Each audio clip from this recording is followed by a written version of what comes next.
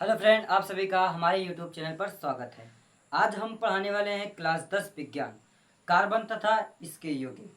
इस चैप्टर से हमारा आज का टॉपिक है साबुन की संरचना।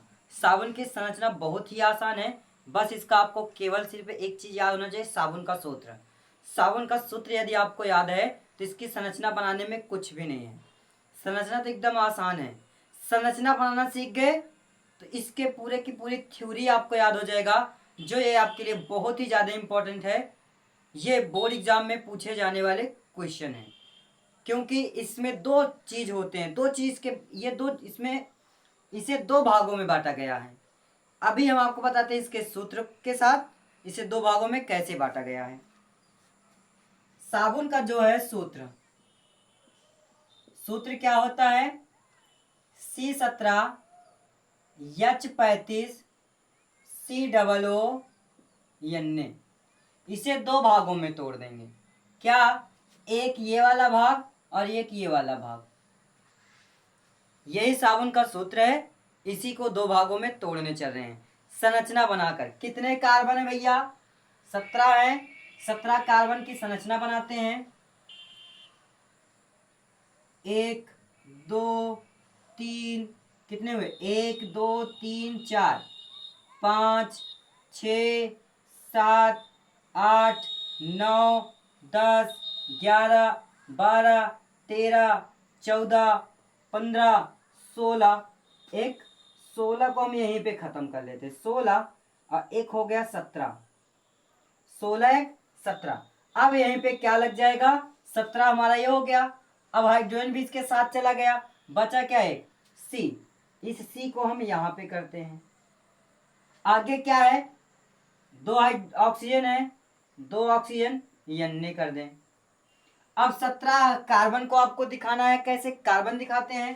पहला कार्बन यहां रखो। 1 2 3 4 5 6 7 8 9 10 11 12 13 14 15। 15 हो गए। एक 16। अभी एक इसे भी ले रहे हैं, 17 हो रहा है, जबकि है हमारे पास 18। तो यहाँ पे एक और ले लेते हैं, इधर पीछे साइड हम बढ़ा लेते हैं। यहाँ पे ये हो गया 17। 1 2 3 4 5 6 7 8 9 10 11 12 13 14 15 16 17। 17 तो हमारा ये हो गया। एक जो लास्ट में बचा है COO। यहां से लेकर के यहां तक ये सब क्या है? इसे कहते हैं पूछ। क्या कहेंगे इसे? पूछ कहेंगे। क्या कहेंगे इसे? पूछ कहते हैं। और जो पूछ होता है वह क्या है? जल विरोधी है। क्या है? जल विरोधी है। जो पूछ है वो क्या है? जल विरोधी है। और जो सिर है इसे कहते हैं सिर। ये इतने भाग को कहेंगे सिर। इसे कहेंगे सिर। जो सिर है वो क्या है? जल स्नेही है। क्या है? जल स्नेही।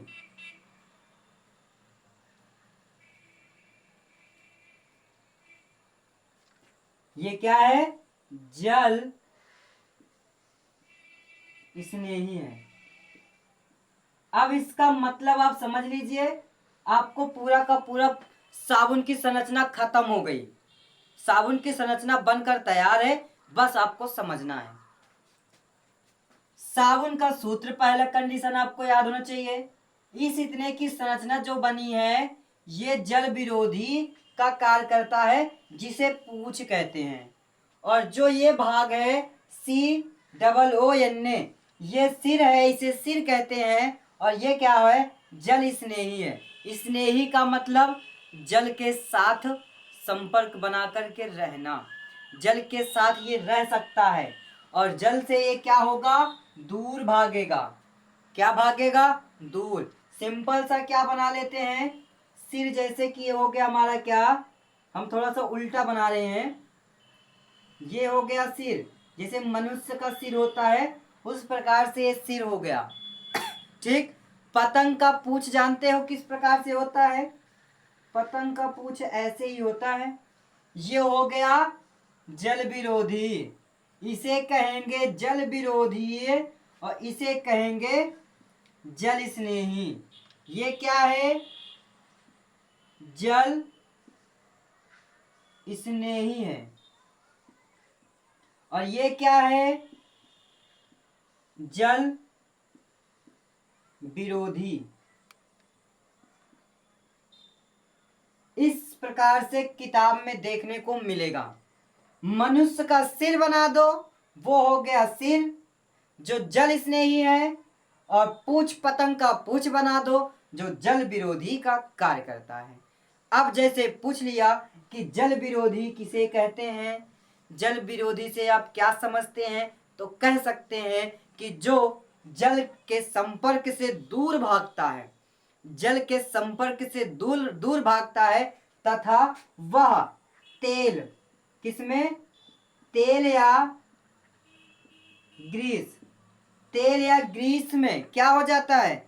समा जाता है। तेल या ग्रीस में क्या करता है? प्रवेश कर लेता है। अब कैसे ये तेल और ग्रीस में क्या करता है? अंदर घुस जाता है। जैसे कि छाता है, छाता आप जानते हैं इस प्रकार से छाता होता है, जिसे अम्ब्रेला कहते हैं, छाता। अब कोई एक व्यक्ति क्या किया, छाता लेकर के बारिश में निकला, और उसी के साथ क्या हुए, बहुत सारे लोग, बारिश हो रही है, भीग रहे हैं, तो सारे लोग क्या होते हैं, इसी में आकर के घुस जाते हैं, इसी में आकर के घुस जाते हैं, इसी में आकर के घुस जाते हैं। ये सारे व्यक्ति क्या कर रहे हैं, उसी एक छाते में आकर के बैठ जा रहे हैं, सारे के सारे आ जा रहे हैं। इसी प्रकार से जब कहीं पर भी किसी कपड़े में मैल लगी होती है, या ग्रीस लगा होता है, या तेल लगा होता है, जैसे क्या है, कपड़ा है, ये क्या है, कपड़ा है भैया, कपड़ा है, तो क्या करेगा, इस कपड़े में मान लेते हैं यहाँ पे कहीं पे भी ग्रीस लगा है, तेल लगा है, या धूल मिट्टी कुछ भी लगा हो, ठीक है, लगा है, तो क्या करेगा, कौन, ये जो पूंछ है, जो जल का विरोध कर रहा है, जो जल का विरोध करता है, वो तेल या ग्रीस में क्या करता है, इस प्रकार से घुसना प्रारंभ कर देता है। जैसे कि ऐसे,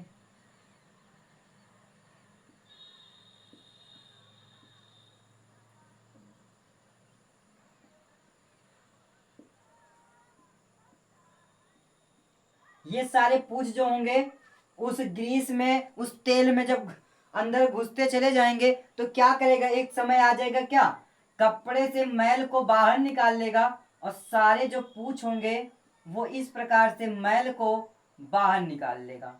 इसका हम प्रोसेस आपको अगली वीडियो में लेकर के आएंगे, तो बताएंगे किस प्रकार से साबुन से कपड़े से मैल को बाहर निकालते हैं। जब यहाँ पे मैल या तेल या ग्रीस लगी होती है, तो सारे जो पूंछ होते हैं, वो पूंछ क्या करता है, तेल या ग्रीस में अटैक करता है, उसके अंदर जाकर घुसता है। क्यों घुसता है? क्योंकि वहां पे जल नहीं जा पाता। जहाँ पे तेल या ग्रीस लगी होती है वहां पे जल नहीं जाएगा, वहां पे क्या रहेगा, जल, तो जल की मात्रा रहेगी नहीं, तो क्या करेगा, वो पूंछ उसी में अटैक करेगा, अटैक करके उस मैल को अपने अंदर खींचेगा। जब खींचेगा तो सारा का सारा मैल इसमें आ जाएगा, यहाँ आ जाएगा, और उसी मैल में सारे पूंछ जो जल का विरोध करते हैं, वो सारे पूंछ उसी में घुसना प्रारंभ हो जाएंगे, और जो सिर है वो जल स्नेही है, और जल के संपर्क में क्या होंगे, सारे के सारे ये सिर जल के संपर्क में लगे रहेंगे। अगली वीडियो में इसे हम बहुत अच्छे से बताएंगे, एकदम अच्छे से। लेकिन यहाँ हम क्या बता रहे हैं, यहाँ हम क्या पढ़ रहे हैं, साबुन की संरचना, संरचना यानी कि जल विरोधी पूंछ, जल विरोधी को पूंछ कहते हैं जो जल से दूर भागता है, और जल स्नेही को सिर कहते हैं जो जल के संपर्क में संपर्क बनाकर रहता है। ठीक, तो साबुन की संरचना समझ में आ गया। यदि आपको समझ में आ गया तो जल्दी से हमारे चैनल को सब्सक्राइब करें, लाइक करें, बेल आइकन को दबाएं, और जहां कहीं ना समझ में आए आप कमेंट करें, उस पे वीडियो आपको ले करके आएंगे। ठीक है, आपको फिजिक्स, केमिस्ट्री, मैथ और बायोलॉजी, ये सारे के सारे डाउट आपको क्लियर किया जाएगा। ठीक है, अब देखिए क्या है, फिर से एक बार समझ लेते हैं। जो C17 अभी आपको डाउट नहीं होना चाहिए, जो हाइड्रोजन यहाँ पे 35 हाइड्रोजन है उससे हम बैलेंस नहीं किए हैं, अब बैलेंस करने चल रहे हैं। 3 हाइड्रोजन यहाँ पे इसके साथ लगेगा, इसके साथ कितने हाइड्रोजन 3, इसके साथ 2 हाइड्रोजन, इसके साथ 2, इसके साथ 2, इसके साथ भी 2, यहाँ पे भी 2, यहाँ पे भी 2, यहाँ 2, यहाँ पे 2, इसके साथ 2, सबके साथ 2-2 हाइड्रोजन लगते जाएंगे।